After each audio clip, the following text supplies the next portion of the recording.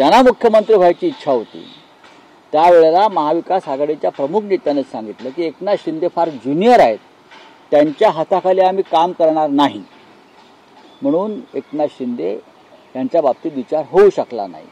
हे मी वारंवार सांगितलेलं आहे. आणि महाविकास आघाडी तयार करून आपल्याला हे सरकार बनवावं लागेल ही भूमिका एकनाथ शिंदे यांची होतीच. डील झाल्याशिवाय सुरेश धस ज्या वेगानं पुढे गेले, ज्या वेगानं त्यांनी आका आणि आकाच्या आकावर हल्ले केले, ज्या पद्धतीनं त्यांनी काही कागद काही पुरावे पुढे आणले आणि अचानक ब्रेक लागला. पण मी आधी सांगितलं की मला एका प्रमुख माणसानं आधीच सांगितलं सुरेश धस माघार घेतील, एखादं मोठं डील ते पदरात पाडून घेतील आणि त्यानंतर ते शांत बसतील. तसंच झालेलं. आता मी कॅमेऱ्यासमोर बोलणं मला आता योग्य वाटत नाही, पण एक फार मोठं डील झालेलं आहे. ज्या पद्धतीने पुतळ्यात भ्रष्टाचार झाला लाखो रुपयांचा, आणि तो भ्रष्टाचार करणारे हेच लोक होते, ते आज मिरवणुका काढतायत. हेच सरकार होतं, त्यांच्या काळात भ्रष्टाचार झाला. निषेध करायला जे आमचे लोक गेले त्या रस्त्यात हे आडवे आले. छत्रपतींचा पुतळा ज्या पद्धतीनं पडला किंवा पाडला भ्रष्टाचारानं, त्याचा निषेध करायलाही ह्या लोकांनी दिलं नाही आणि तिथे रस्त्यावर राडे केले. छत्रपतींच्या विचाराला हे अपेक्षित नाही ना.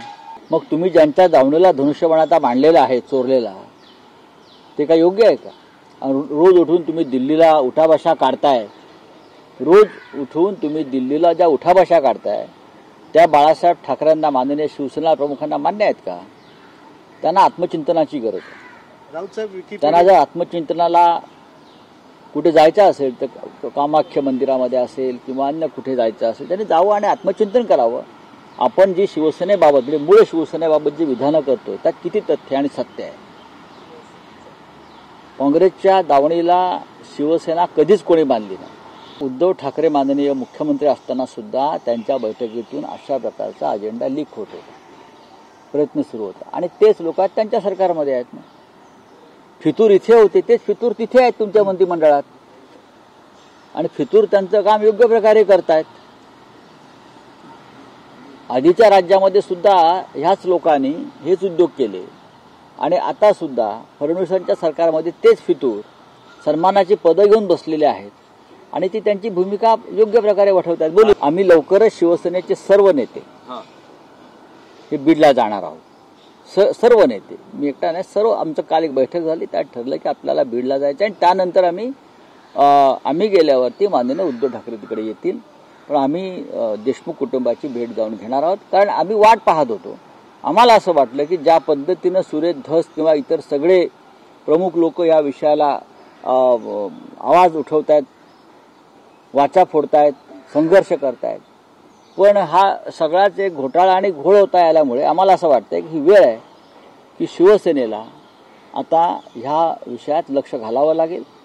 देवेंद्र फडणवीस आणि बावनकुळे त्यांचे बॉस आहेत, मग त्यांच्या बॉसनीच त्यांना ट्रॅपमध्ये पकडलं का?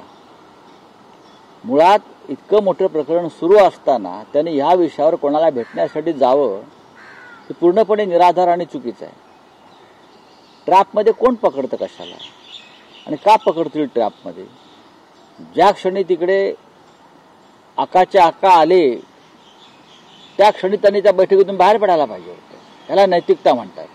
आणि सांगायला पाहिजे होतं बाहेर येऊन की माझ्या बाबतीत अशा प्रकारचा घात झालेला आहे आणि मला ट्रॅपमध्ये पकडण्याचा प्रयत्न झाला म्हणून मी इथून बाहेर पडलो. हे असं असं झालेलं आहे. हिंमत आहे? आता कशाला आक्रोश करताय?